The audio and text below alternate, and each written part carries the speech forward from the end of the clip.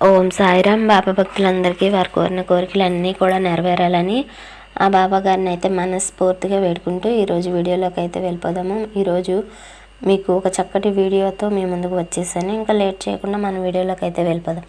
ఒక రాజ్యంలో ఒక రాజు ఉండేవాడు. అతడు తన రాజ్యంలో అందరి కష్ట సుఖాలు తెలుసుకొని న్యాయంగా పరిపాలన చేసేవాడు. ప్రజలంటే చాలా ప్రేమ కలిగేవాడు. ధర్మ స్వభావంగా ఉండేవాడు. అతను నిత్యము భగవంతునికి ఎంతగానో ప్రార్థించేవాడు.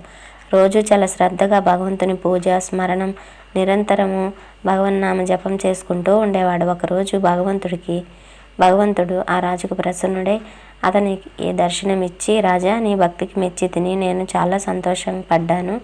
నీకు ఏదైనా కోరిక ఉంటే చెప్పు అన్నాడు. అప్పుడు ఆ రాజు ఎంతో ప్రేమ గల ఆ రాజు ఇలా అన్నాడు, భగవాన్, నా దగ్గర నీవిచ్చిన సిరి సంపదలన్నీ ఉన్నాయి. నీ కృప వల్ల నా రాజ్యంలో అన్ని సుఖాలు సంతోషాలు ఉన్నాయి. అయినప్పటికీ నాకు ఒకే ఒక కోరిక. అదేమిటంటే మీరు నాకు కనిపించినట్టే, మీ దర్శన భాగ్యంతో నన్ను ధన్యుణ్ణి చేసినట్టే నా రాజ్యంలోని ప్రజలందరినీ కూడా మీ దర్శనం చేత వాళ్ళందరినీ ధన్యుల్ని చేయండి. వారికి మీ దర్శనం ఇవ్వండి ప్రభు.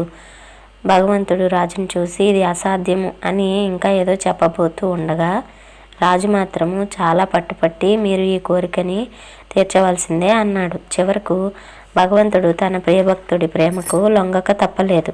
అప్పుడు భగవంతుడు ఇలా అన్నాడు, సరే, రేపు ప్రజలందరినీ తీసుకుని ఆ కొండ దగ్గరకు రా. నేను ఆ కొండ మీద అందరికీ దర్శనమిస్తాను అని చెప్పాడు. అప్పుడు రాజు అది విని చాలా సంతోషపడుతూ భగవంతునికి ధన్యవాదాలు చెప్పి తర్వాత రోజు ఆ నగరంలో దండోరా వేయించాడు. అందరూ రేపు కొండ దగ్గరికి రావలసిందే.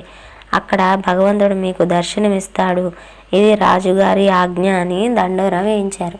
రెండవ రోజు రాజుగారు ప్రజలందరినీ తీసుకుని కొండవైపు నడవడం ప్రారంభించారు. నడుస్తూ ఉండగా కొండదారిలో ఒక చోట రాగి నాణేల గుట్ట కనిపించింది. ప్రజలందరిలో కొంతమంది అటువైపు వెళ్ళారు.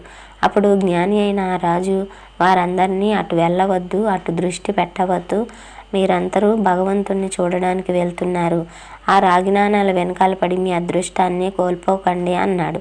కానీ ఆశ వల్ల ఆ ప్రజలు కొంతమంది రాగి నాణాల దగ్గర ఆగిపోయి నాణేలను మూట కట్టుకుని తిరిగి తమ ఇంటి వైపు వెళ్ళారు. ఇలా కొంత దూరం నడిచి వెళుతూ ఉండగా ఇంకా కొంతమందికి వెండి నాణేల నిధి కనిపించింది. మిగిలిన ప్రజలందరిలో కొందరు అటువైపు పరిగెత్తారు. వెండి నాణేలని మూట కట్టుకుని ఇంటికి వెళ్ళిపోయారు. వాళ్ళకి ఈ అవకాశం మళ్ళీ మళ్ళీ దొరకదనుకొని అనిపించింది. ఈ విధంగా కొంత దూరం వెళ్ళిన తర్వాత బంగారపు నాణేల నిధి కనిపించింది. ప్రజలందరిలో ఇంకా మిగిలిన వారు రాజుగారి బంధువులతో సహా అందరూ అటువైపు ఆశగా పరిగెత్తటం మొదలుపెట్టారు. వాళ్ళు ఇలా అనుకున్నారు, ఇతరులాగే ఈ నాణేలను మూటగట్టుకుని సంతోషంగా తిరిగి కూడా వెళ్ళిపోయారు. ఇంకా కేవలం రాజు రాణి మాత్రమే మిగిలారు. రాజు రాణితో ఇలా అన్నారు, చూడు, ఈ ప్రజలు ఎంత ఆశపోతులో. భగవంతుని నిజదర్శనం లభించటం అంటే ఎంత గొప్ప విషయమో వీరికి తెలియటం లేదు. భగవంతుని ఎదుట ఈ మొత్తం ప్రపంచంలోని ధనమంతా అసలు లెక్కలేనిది. అవునండి, మీరు చెప్పింది నిజమే అని రాణిగారు కూడా రాజుగారి మాటలను సమర్థించింది. వారిద్దరూ ముందుకు సాగారు. కొంత దూరం వెళ్ళాక రాజుకి 7 రంగుల దగదగా మెరుస్తూ వజ్రాల నిధి కనిపించింది. ఇంకా రాణిగారు కూడా వాటిని చూచి తర్వాత ఆగలేకపోయింది. ఆమె వజ్రాల పట్ల ఆకర్షితురాలైంది. ఆమె అటు పరిగెత్తి వజ్రాలన్నింటినీ మూట కట్టుకోవడం ప్రారంభించి, మీరు త్వరగా వెళ్ళిరండి, నేను మీరు వచ్చేలోపు వీటన్నింటినీ పోగు చేసి ఉంచుతాను. అది చూచి రాజు ఎంతో బాధపడ్డాడు. మనసు విరక్తి చెంది బరువైన మనసుతో ఒక్కడే ఒంటరిగా భగవంతుడి దగ్గరకు వెళ్ళాడు. అక్కడ భగవంతుడు నిలబడి ఉన్నాడు. రాజును చూస్తూ చిరునవ్వు నవ్వుతూ భగవంతుడు అడిగాడు, ఎక్కడ ఉన్నారు నీ ప్రజలు, నీ యొక్క బంధువులు?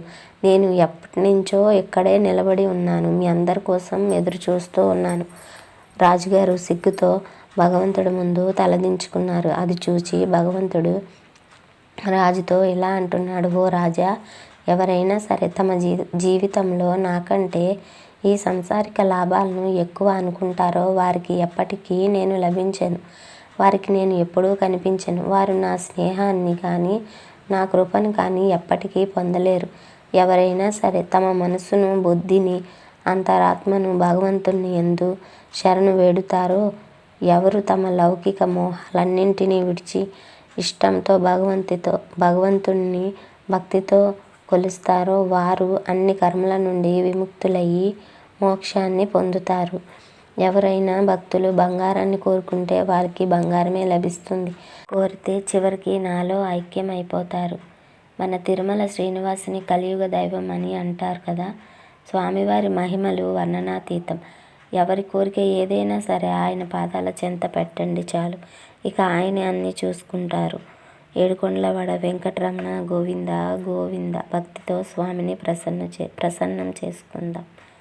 ఓం సాయిరాం. ఈ వీడియో కనుక మీకు నచ్చినట్టయితే మా ఛానల్ లైక్ చేయండి, సబ్స్క్రైబ్ చేసుకోండి. Thanks for watching.